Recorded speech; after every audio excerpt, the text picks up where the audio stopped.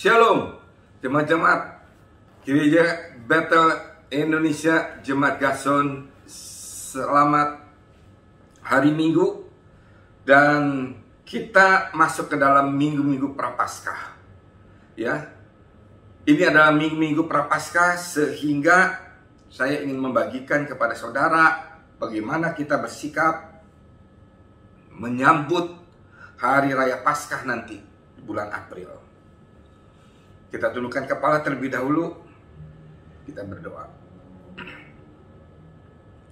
Terima kasih Bapa, di dalam anaknya Tuhan Yesus Kristus dan persekutuan dengan Allah Roh Kudus yang menyertai kami semuanya hari-hari ini.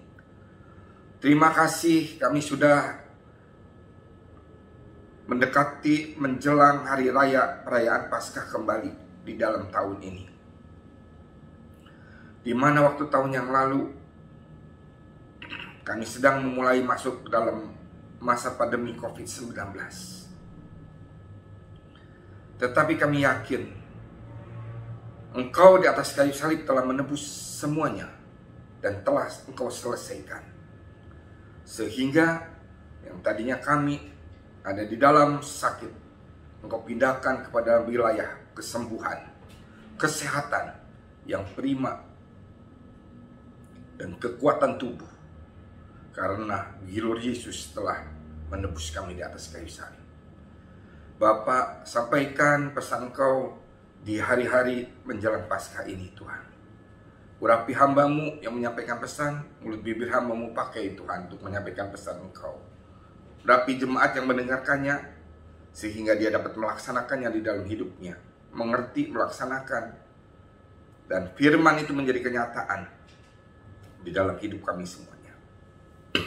Di dalam nama Tuhan Yesus Kristus, kami telah berdoa dan mengucap syukur. Haleluya, amin. Saudara, minggu ini adalah tanggal 21 Maret tahun 2021, di mana minggu ini kita adalah minggu Prapaskah. Jadi saya ingin mempersiapkan saudara, kita semua menghadapi Paskah yang sebetulnya, yang sebenarnya adalah hari yang paling penting atau hari yang paling spektakuler terjadi atas dunia ini. Ya, kita sering salah mendalami hari perayaan Paskah ini. Kita anggap hanya sekilas waktu saja dan tidak semeriah Natal kalau kita adakan perayaan ini. Natal memang penting karena Tuhan Yesus datang ke dalam dunia ini. Tetapi kemenangan Tuhan Yesus atas dunia ini dan atas maut terjadi pada waktu Paskah. Paskah adalah dipindahkan dari wilayahnya satu kepada wilayah yang lain, atau terobosan dari wilayah yang tidak enak menjadi wilayah yang nyaman, atau wilayah peperangan menjadi wilayah kemenangan. Itu adalah Paskah. Sehingga sangat penting, sangat spektakuler. Paskah di mana kerajaan Allah dengan prinsip-prinsipnya dan kerajaan surga dengan segala keberadaannya dibawa kembali ke muka bumi ini oleh Tuhan Yesus Kristus. Saudara, nah bagaimana kita menyikapinya dalam menghadapi Paskah ini? Di mana dalam Paskah ini kuasa iblis dijungkir balikan dan dihancurkan demikian hebatnya, sehingga akan banyak sekali orang yang akan berpindah tempat atau berpindah wilayah. Dari wilayah yang tadinya ada di dalam wilayah iblis, ada di dalam wilayah keduniawian, ada di dalam wilayah kedagingan, dipindahkan ke dalam wilayah Allah, wilayah Tuhan, atau God's Son, atau dipindahkan ke dalam wilayah kerajaan Allah, atau dalam wilayah kerajaan surga, atau dalam wilayah Taman Eden, atau dalam wilayah Taman Firdaus. Spektakuler, sangat spektakuler. Ya, dipindahkan. Bukan hanya dipindahkan saja, yang tadinya orang-orang berdosa, saudara dan saya menjadi sekutunya iblis, direbut oleh Tuhan Yesus Kristus di atas kayu salib menjadi sekutunya Tuhan. Rasanya kalau nggak salah orang pertama yaitu orang penjahat yang di sebelah Tuhan Yesus di atas kayu salib. Saat itu juga Tuhan Yesus berkata, engkau bersama-sama dengan aku di Firdaus. Firdaus adalah wilayahnya Tuhan Allah dan sekutunya Tuhan Allah. Itu adalah Firdaus. Artinya, saudara, sangat spektakuler. Nah, bagaimana kita menyikapinya? Sekarang saya ingin bertanya kepada saudara-saudara. Saudara-saudara setelah menerima Tuhan Yesus sebagai Tuhan dan Juru Selamat, saudara ada di wilayah yang mana? Ada yang tahu? Di wilayahnya Tuhan atau bukan? Ini yang perlu kita renungkan di dalam masa-masa sekarang ini. Menjadi sekutu Tuhan atau bukan? Nah, kalau saudara-saudara jawab saya ada di wilayah Tuhan dan saya adalah sekutunya Tuhan, maka mari kita tes bagaimana sikap saudara sekarang waktu menghadapi pandemi COVID-19 ini, waktu menghadapi tekanan ekonomi, waktu menghadapi kesulitan, kesusahan karena masa pandemi COVID-19 ini, berimbas kepada semua aspek kehidupan, aspek kehidupan keluarga, aspek kehidupan keuangan, aspek kehidupan pekerjaan, aspek kehidupan pelayanan, aspek kehidupan semuanya terimbas. Bagaimana kita menyikapinya? Saudara, kita lihat bagaimana bangsa Israel waktu itu. Dia ada di Mesir, di negeri perbudakan. Dia ada di negeri perbudakan. Tapi dia mau dipindahkan oleh Tuhan ke tanah perjanjian, negeri yang berlimpah susu dan madunya. Atau dengan kata lain, dia ada di wilayahnya iblis, ada di wilayah kedagingan, ada di dalam wilayah perbudakan, ada di dalam wilayah keduniawian yang tidak kekal, yang sementara ada di sana. Akan dipindahkan oleh Tuhan kepada wilayah surga. Coba kita lihat bagaimana bangsa Israel pada waktu itu. Yang pertama, bangsa Israel bersungut-sungut saat menghadapi ketakutan. Waktu dikejar oleh musuh, bangsa Mesir dan Firaun yang berkereta kuda. Mereka udah ketakutan dan mereka bersungut-sungut. Hai Musa, untuk apakah kau membawa kami ke padang gurun ini? Apakah engkau akan membawa kami dikubur di padang gurun ini? Lebih baik kami mati di Mesir. Mereka bilang, bersungut-sungut mereka kepada Musa, kepada Tuhan. Apakah sekarang kita bersungut-sungut, aduh Tuhan, sulit sekali Tuhan. Jangan saudara. Amin. Waktu tidak ada air, mereka menghadapinya. Dia marah sama Musa, sama Harun. Sehingga Musa dan Harun pun marah ke gunung batu itu. Seharusnya Musa dan Harun berkata kepada gunung batu itu dengan lemah lembut, hai gunung batu, karena kuasa Allah engkau dapat memancarkan air. Tetapi Musa pada waktu dia disungut-sunguti oleh bangsa Israel, dia marah, dia pukulkan tongkatnya ke gunung batu itu. Dan gunung batu itu keluar air. Tetapi Tuhan di situ berkata, engkau telah menyakiti hatiku, kata Tuhan, sehingga engkau dan Harun tidak akan masuk ke dalam tanah perjanjian. Saudara, bagaimana saat orang Israel tidak ada roti, mereka bersungut-sungut ke Musa. Bagaimana saat mereka tidak ada daging, pada waktu daging diberikan, mereka sampai seperti orang gila, makan daging dengan berlumuran darah mulutnya. Saudara, apakah saudara bersungut-sungut saat menghadapi pandemi ini? Saat menghadapi krisis ekonomi ini? Saat menghadapi segala macam hal yang menekan, ya, dalam hal kebiasaan, ya, ekonomi menurun, kebiasaan, hiburan tidak ada, semuanya menurun. Banyak lagi hal terjadi, menurun semuanya. Apakah saudara bersungut-sungut saat ketakutan menghadapi pandemi ini, penyakit ini? Apakah bersungut-sungut? Nah loh, banyak yang angkat tangan tuh, bersungut-sungut semuanya. Jadi kita bersungut-sungut, maka kita sedang meragukan kuasa Tuhan atas hidup kita. Kita lihat satu contoh ya, di Perjanjian Lama. Bilangan 11 ayat 23, waktu bangsa Israel minta daging kepada Musa. Bilangan 11 ayat 23 berkata seperti ini. Tetapi Tuhan menjawab Musa, masakan kuasa Tuhan akan kurang untuk melakukan itu? Sekarang kau akan melihat apakah firmanku terjadi kepadamu atau tidak. Ini waktu bangsa Israel minta daging yang disampaikan kepada Musa, dan Musa menyampaikan kepada Tuhan. Saudara, bersungut-sungut bangsa Israel, sehingga Tuhan berkata kepada Musa, Musa berkata, mana mungkin Tuhan menyediakan daging untuk mereka sebanyak ini?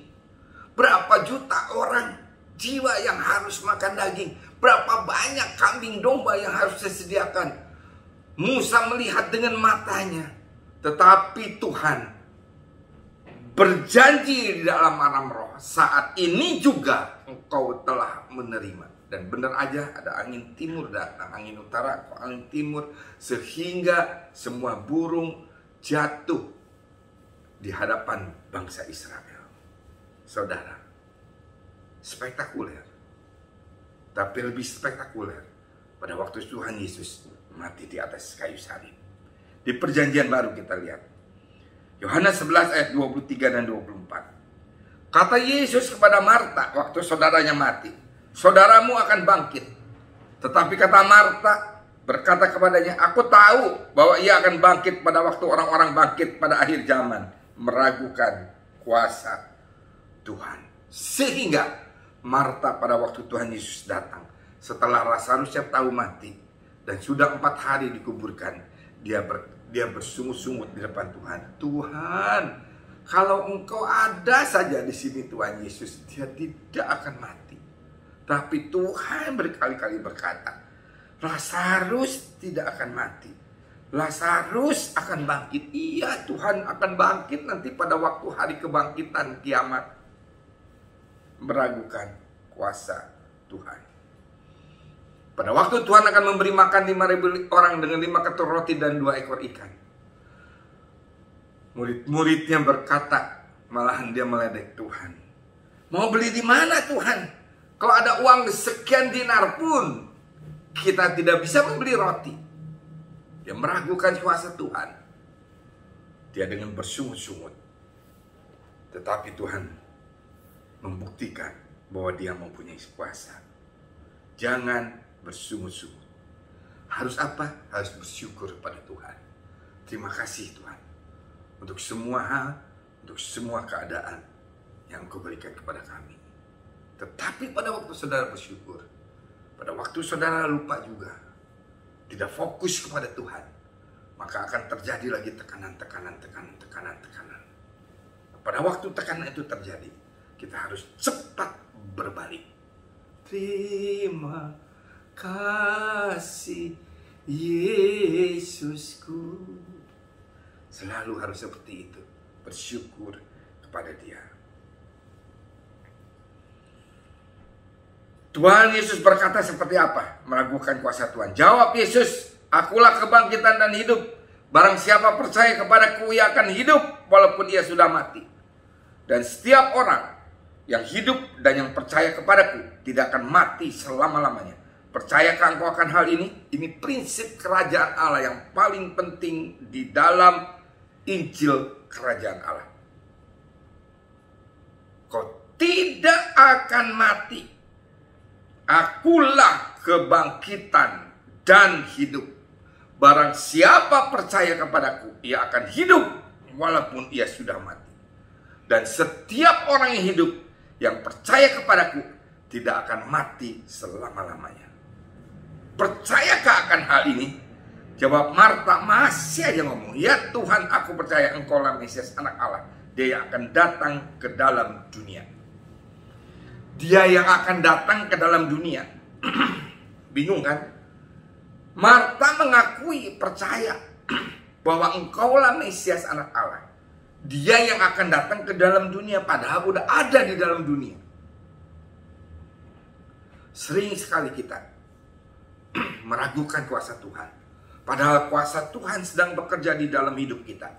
Tetapi kita belum melihat dengan kenyataan mata kita. Selalu kita meragukan dan kita bersungut-sungut. Diam, saudara. Diam di bawah kaki Tuhan. Masuk ke kamar, kata Tuhan. Tutup pintunya. Carilah wajahku, kata Tuhan. Bersujudlah, menyembah aku. Hanya itu, saudara. Nanti kuasa Tuhan akan terjadi di dalam hidup kita. Jangan meragukan kuasa Tuhan. Percayalah. Sikap kita jangan bersungut-sungut. Saudara dan saya sudah ada di sonanya Allah.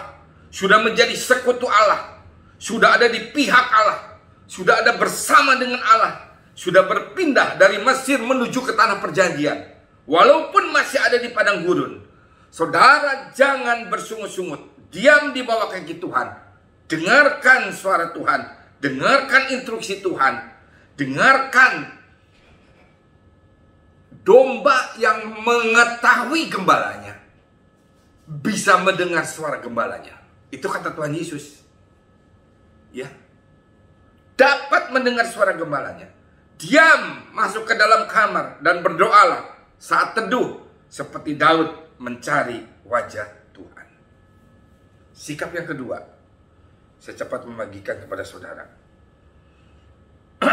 Aku bangkit, Lukas 15 ayat 19 sampai dengan 22.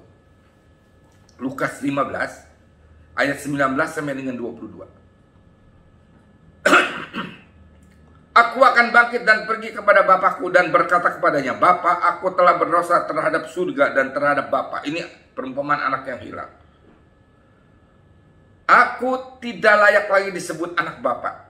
Jadikanlah aku sebagai salah seorang upahan Bapa. Maka bangkitlah ia dan pergi kepada bapaknya. Ketika ia masih jauh, ayahnya telah melihatnya. Lalu tergeraklah hatinya oleh belas kasihan. Ayahnya itu berlari mendapatkan dia, lalu merangkul dan mencium dia. Kata anak itu kepadanya, Bapa, aku telah berdosa terhadap surga dan terhadap Bapa. Aku tidak layak lagi disebut anak Bapa. Tetapi ayah itu berkata kepada hamba-hambanya, lekaslah, bawa kemari jubah yang terbaik, pakaikanlah itu kepadanya, dan kenakanlah cincin pada jarinya, dan sepatu pada kakinya. Saudara,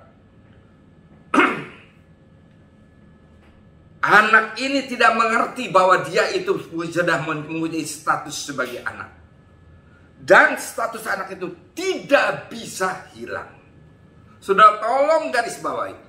Tidak ada istilah bekas anak, tidak ada.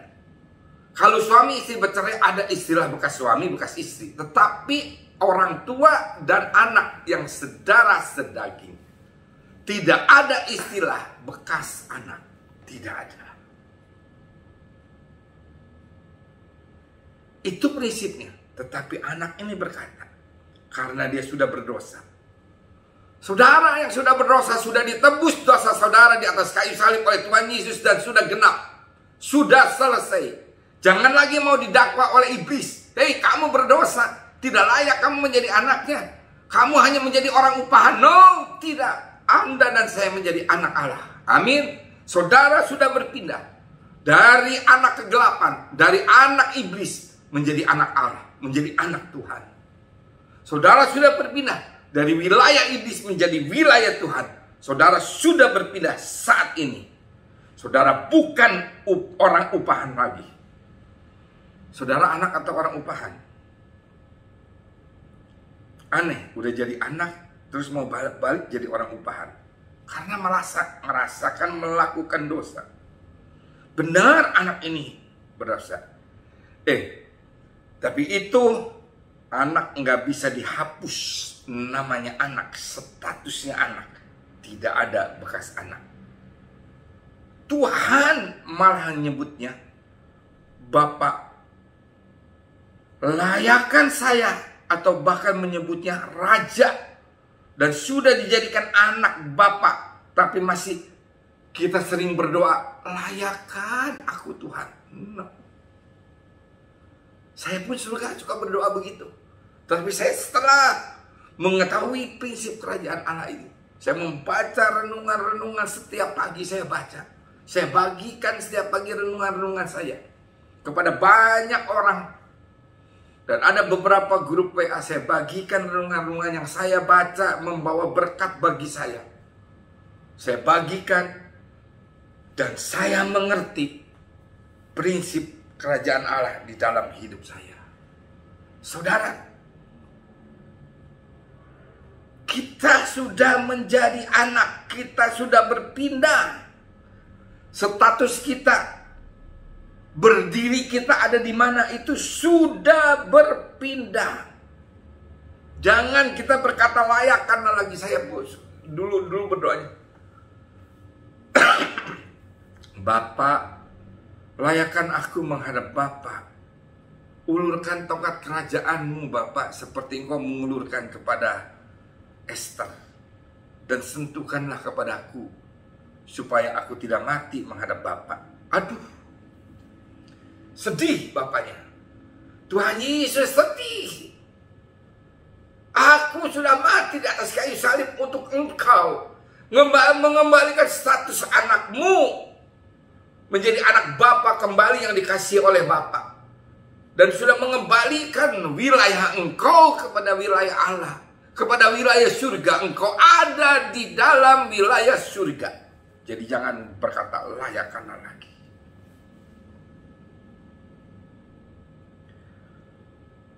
Marta dan Maria dua-duanya, dia berkata, iya nanti akan bangkit pada waktu hari kiamat. Saudara, Tuhan Yesus sangat mengasihi mereka. Semua mereka tahu bahwa Tuhan Yesus sangat mengasihi mereka. Tetapi bersikap yang biasa saja, sama dengan kebanyakan orang. Walaupun dia mengetahui bahwa dia dikasihi lebih daripada yang lain. Bangsa Israel, ya kita mati aja lah di padang gurun. Tuh Musa mau bawa kita ke sini untuk dikuburkan di sini di padang gurun. Mereka menyangkal Allah yang membawa mereka keluar dari Mesir. Dia menyangkal kuasa Allah. Saudara, hari-hari ini, pandemi ini diizinkan oleh Tuhan, tapi bukan diberikan oleh Tuhan, untuk mengetahui kemurnian atau untuk mengetahui apakah kita betul-betul sudah mengerti kita ada di posisi mana. Kita ada di posisi kerajaan surga. Injil kerajaan surga ini yang paling spektakuler. Abraham gak pernah menyangkal kuasa Allah. Sikapnya paling nomor 1. Umur 100 tahun masih percaya Tuhan kasih keturunan. Tapi terlebih lagi disuruh mengorbankan anaknya yang tunggal, masih percaya juga Tuhan pasti menyediakan korban bakaran di atas gunung Moria. Dan benar terjadi. Semuanya itu terjadi. Saudara dan saya, apakah masih percaya kepada kuasa Tuhan? Saudara atau saya mau menyangkal kuasa Tuhan? Jangan. Yusuf enggak pernah menyangkal kuasa Tuhan. Apapun keadaannya, dimasukkan ke dalam sumur, dijual sebagai budak, dia tidak pernah menyangkal kuasa Tuhan. Ada di rumah Potifar, digoda oleh istri Potifar, dia tidak pernah menyangkal kuasa Allah. Tidak pernah. Yusuf masukkan ke penjara. Setelah senang jadi penguasa rumah Potifar, dimasukkan ke dalam penjara. Dimasukkan ke dalam penjara, dia berkata kepada temannya, kabarkan ya kepada raja bahwa aku di penjara ini bukan karena salahku. Tetapi dia tidak mengabarkan itu. Malahan temannya mengabarkan ada seorang yang bisa meramalkan mimpi-mimpi daripada kita. Akhirnya rajanya memanggil dia. Dan dia tidak pernah terpikirkan. Tadinya dia hanya berpikir bisa keluar dari penjara. Tetapi dia tidak pernah berpikir penjara di mana membawa dia tidak menyangka kuasa Allah, terjadi kuasa Allah di dalam hidupnya, sehingga dia menyelamatkan satu bangsa, bangsa Israel pada waktu kelaparan. Dia tetap mendapatkan makanan dari Yusuf. Saudara, jangan menyangkal kuasa Tuhan.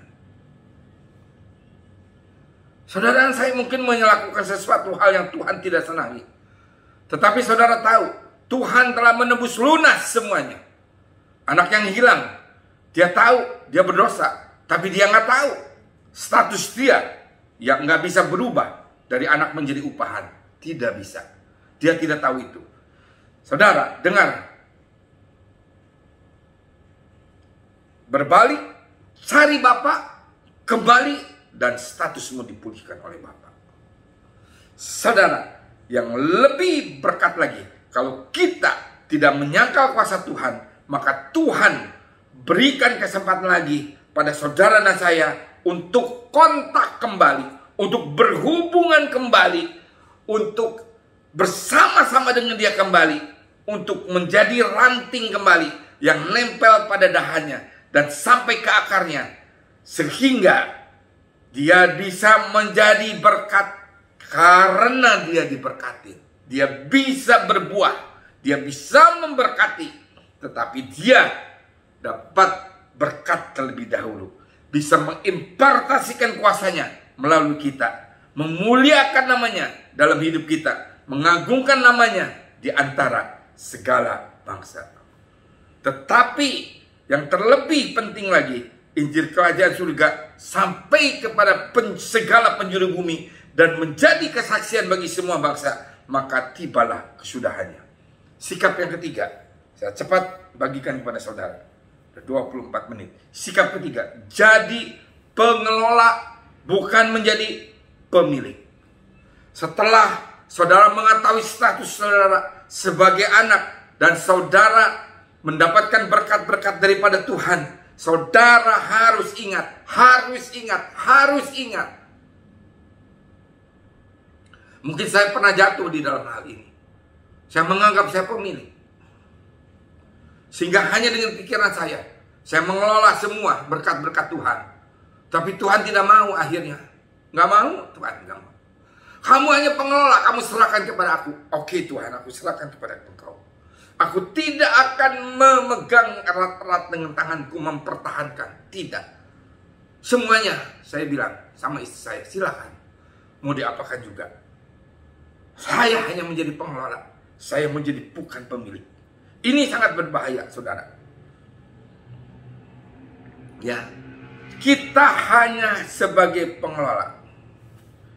Coba kita lihat, kenapa anak ini bisa hilang? Lukas 15 ayat 12 sampai 15. Lukas 15 ayat 12 sampai 15. Kenapa anak ini bisa menjadi anak terhilang? Kata yang busuk pada ayahnya, Bapa berikanlah kepadaku bagian harta milik kita yang menjadi hakku. Lalu ayahnya membagi-bagikan harta kekayaan di antara mereka.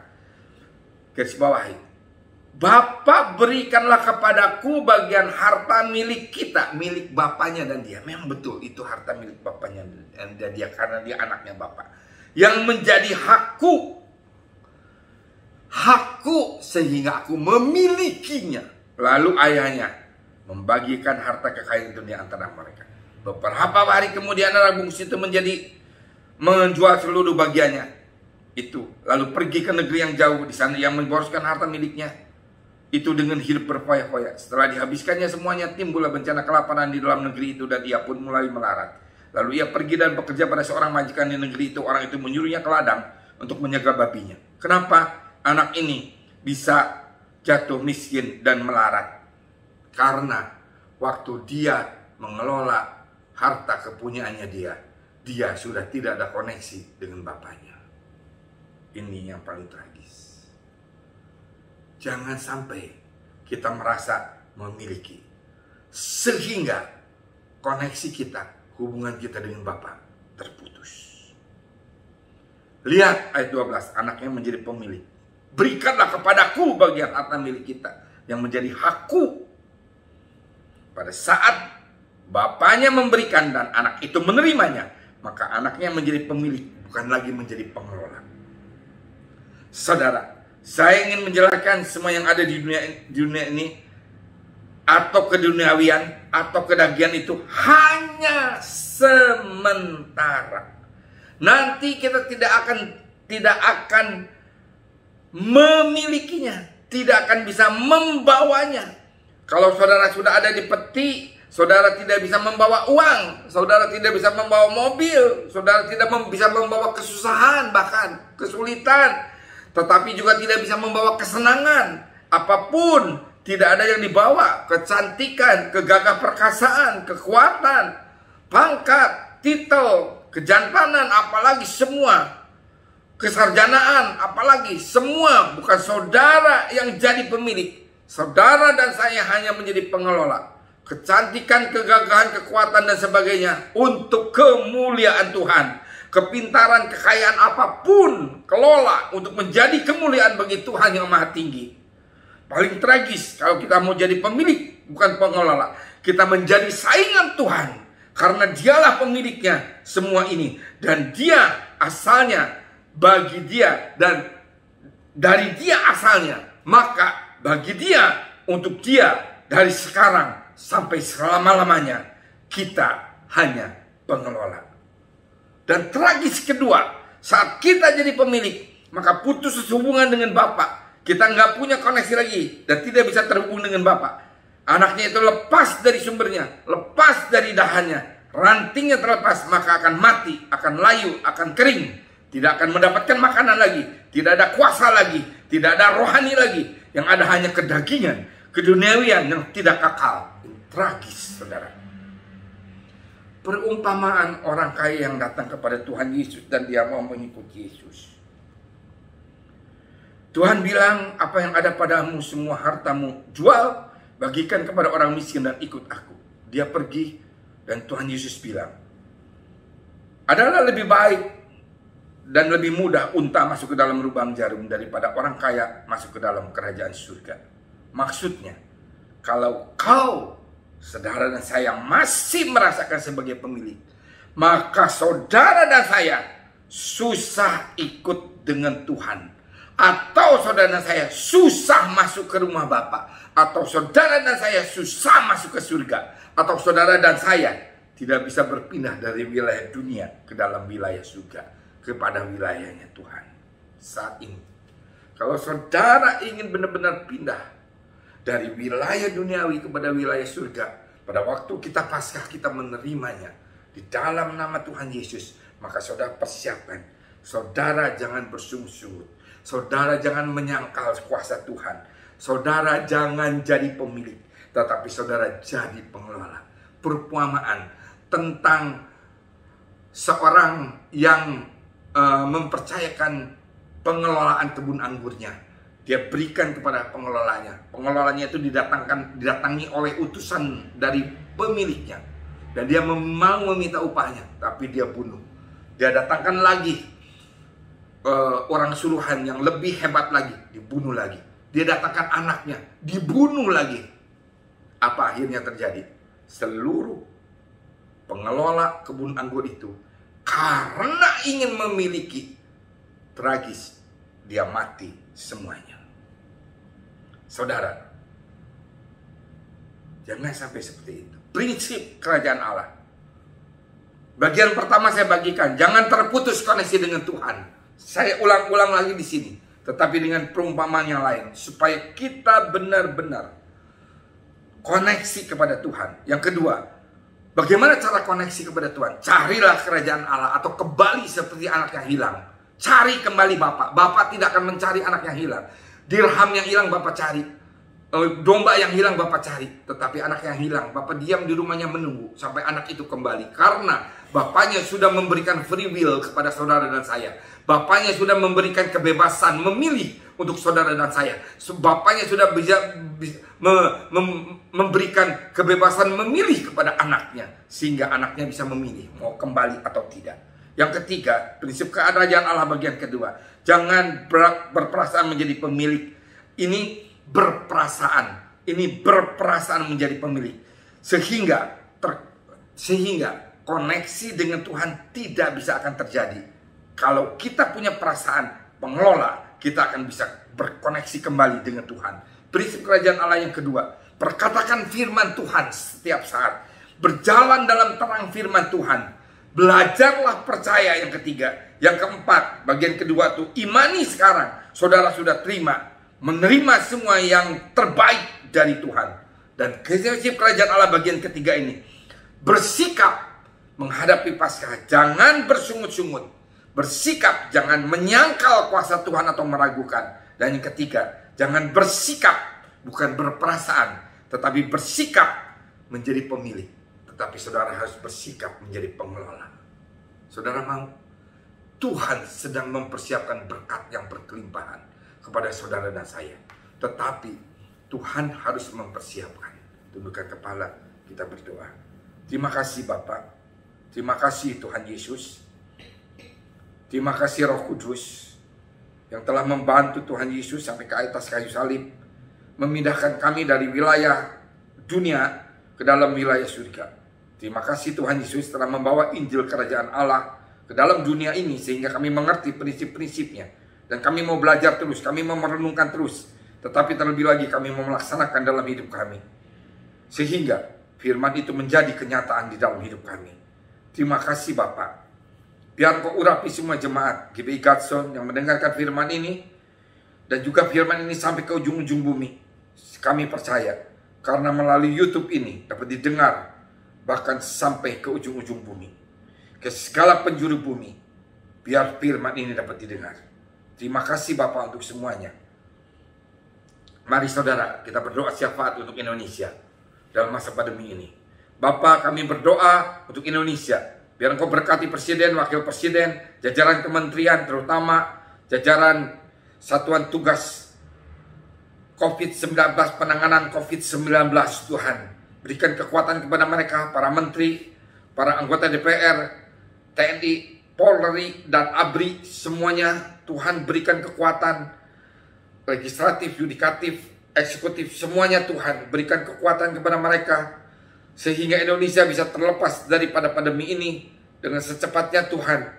Dan ekonomi dapat bergulir kembali. Kami mendapatkan berkat-berkat Tuhan yang berkelimpahan. Terima kasih Bapak. Terima kasih Tuhan Yesus. Mari saudara angkat kedua tangan saudara. Terimalah berkat. Maka berkat anugerah limpah rahmat kasih karunia kasih setia berlimpah-limpah daripada Allah Bapa di dalam anak Tuhan Yesus Kristus. Dan persekutuan yang ada manis dengan Allah Kudus senantiasa menyertai dan memberkati kami berlimpah-limpah. Mulai saat ini sampai Yesus datang kedua kali bahkan sampai selama-lamanya. Mari kita yang percaya dan menerima dengan iman kata bersama-sama.